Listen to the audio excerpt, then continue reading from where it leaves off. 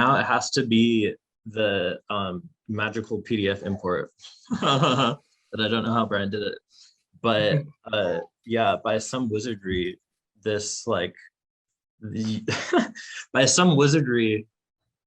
Well, let me backtrack. So all we already talked about the Quest, the LabCorp type labs. There's also functional medicine labs, and these are stuff that usually patients are paying for out of pocket.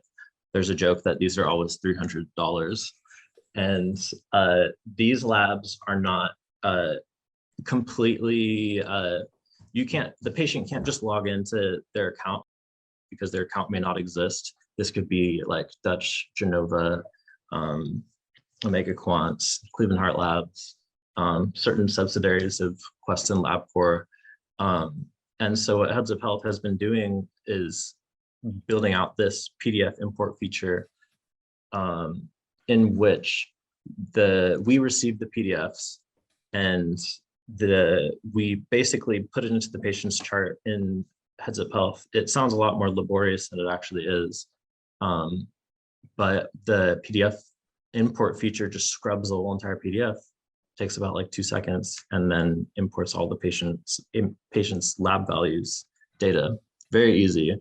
And you know, that it's gonna take a bit for us to get all of them in, but when it's absolutely in and it's part of our process with the MAs uploading it as well, it's gonna be great.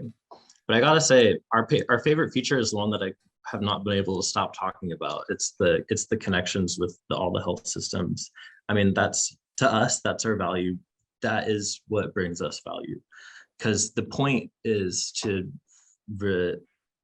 derive value out of this. The point is to reduce overhead costs. It's to reduce the biggest cost item, which is labor hours of the providers.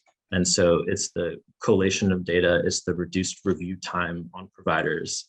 It's not just the established care visit, which we went over for a few minutes, but ongoing things from patients that we have. For specifically, if we continue to order labs for them, Heads Up Health will continue to I call it automagically refresh and like bring all those labs back into Heads Up Health.